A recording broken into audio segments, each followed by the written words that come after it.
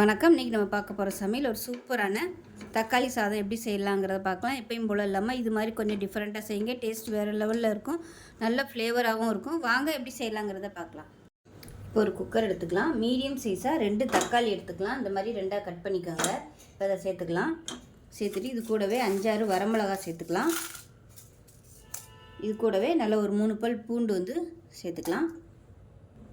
இப்போ இதில் தேவையான அளவுக்கு தண்ணி ஊற்றிட்டு ஒரு 2 விசில் விட்டுக்கலாம். இது நீங்கள் டைரெக்டாக கடாயிலையும் நீங்கள் வேக விடலாம். நான் குக்கரில் வைக்கிறேன். 2 விசில் விட்டுட்டு பார்க்கலாம். இப்போ 2 விசில் விட்டு ஸ்டீம் இறங்கிடுச்சு. இப்போ இதை மிக்ஸி ஜாரில் சேர்த்து நல்லா நைஸாக அரைச்சிட்டுக்கலாம். ஒரு குக்கர் எடுத்துக்கலாம். தேவையான அளவுக்கு எண்ணெய் சேர்த்துக்கலாம். எண்ணெய் சூடானதும் 1 டீஸ்பூன் போல் சோம்பு சேர்த்துக்கலாம். கரம் மசாலா எல்லாம் சேர்த்துக்கலாம். பட்டை, கிராம்பு, ஸ்டார் அனீஸ் எல்லாமே சேர்த்துக்கலாம். இப்போ இது எல்லாமே நல்லா பொரியுது. மீடியம் சைஸாக ஒரு பெரிய வெங்காயம் நீளமாக நறுக்குனதை சேர்த்துக்கலாம். இப்போ பாருங்கள், வெங்காயம் நல்லா வதங்கிருச்சு. 1 டேபிள் ஸ்பூன் அளவுக்கு இஞ்சி பூண்டு பேஸ்ட் சேர்த்து வதக்கி விட்டுக்கலாம். இஞ்சி பூண்டு பேஸ்ட் நல்லா வதங்கிட்டு இருக்கு. ஒரு கை அளவுக்கு புதினா, கொத்தமல்லி பொடியாக கட் பண்ணிவிட்டு சேர்த்துக்கலாம்.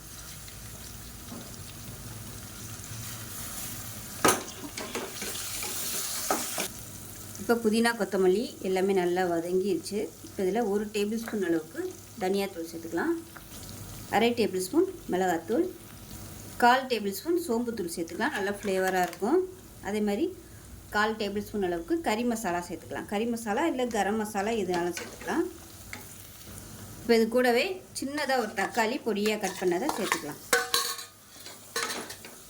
இப்போ நல்லா எல்லாமே எண்ணெய் பிரிய வதக்கிக்கலாம். இப்போ நம்ம அரைச்சி வச்சுருக்கிறத தக்காளி பேஸ்ட்டையும் சேர்த்துக்கலாம். சேர்த்து நல்லா எண்ணெய் பிரிய வதக்கணும், மீடியமான ஃப்ளேமில். இப்போ இதில் 1/4 டீஸ்பூன் போல் மஞ்சள்தூள் சேர்த்துக்கலாம். இப்போ தேவையான அளவுக்கு உப்பு சேர்த்துக்கலாம். இப்போ பாருங்கள், மசாலா எல்லாமே நல்லா எண்ணெய் பிரிய வந்துருச்சு. இப்போ பார்த்திங்கன்னா 1 டம்ளர் அரிசிக்கு 2 டம்ளர் தண்ணி எடுத்துருக்கேன். நான் பிரியாணி அரிசி தான் எடுத்திருக்கேன், பாசுமதி அரிசி. நீங்கள் ஜீரக சம்பா அரிசி கூட எடுத்துக்கலாம். இப்போ 1 டம்ளர் அரிசிக்கு 2 டம்ளர் தண்ணி நல்லா கொதிக்கிற தண்ணியாக சேர்த்துக்கோங்க. இப்போ இது நல்லா கொதிக்கட்டும். கொதிச்சதுக்கப்புறமா தண்ணி சேர்த்துக்கலாம். தண்ணி நல்லா கொதிக்க ஆரம்பிக்கவும் அரிசியை சேர்த்துக்கலாம்.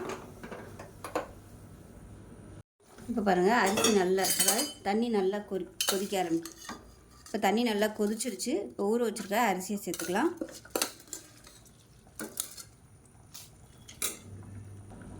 இப்போ பாருங்கள், அரிசியை சேர்த்துட்டு நல்லா கலந்து விட்டுக்கலாம். கலந்து விட்டு உப்பு செக் பண்ணி பார்த்துட்டு உப்பு பத்தலைன்னா உப்பு சேர்த்துக்கலாம். இப்போ குக்கரை மூடி வச்சிடலாம். மூடி வச்சுட்டு நல்லா ஒரு 2 விசில் விட்டுட்டு ஸ்டீம் போனதுக்கப்புறம் பார்க்கலாம். இப்போ எப்படி இருக்குன்னு பார்க்கலாம். பாருங்கள், சூப்பராக வந்துருச்சு. இப்போ கீழேருந்து மேலே வரைக்கும் பரட்டி விட்டுக்கலாம்.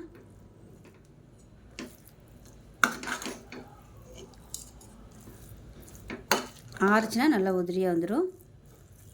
ஃபஸ்ட்டு எல்லாத்தையும் நல்லா மிக்ஸ் பண்ணி விட்டுக்கணும். மசாலாலாம் மேலே அப்படியே நிற்கும்.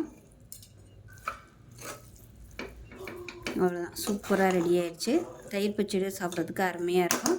ஸோ இதே மாதிரி செஞ்சு பாருங்கள். செஞ்சு பார்த்துட்டு எப்படி வந்துச்சுங்கிறத சொல்லுங்கள். வீடியோ பிடிச்சிச்சின்னா லைக் பண்ணுங்கள், கமெண்ட் பண்ணுங்கள், சேனலை சப்ஸ்கிரைப் பண்ணுங்கள், பக்கத்தில் பெல் பட்டனையும் ப்ரெஸ் பண்ணுங்கள். நன்றி.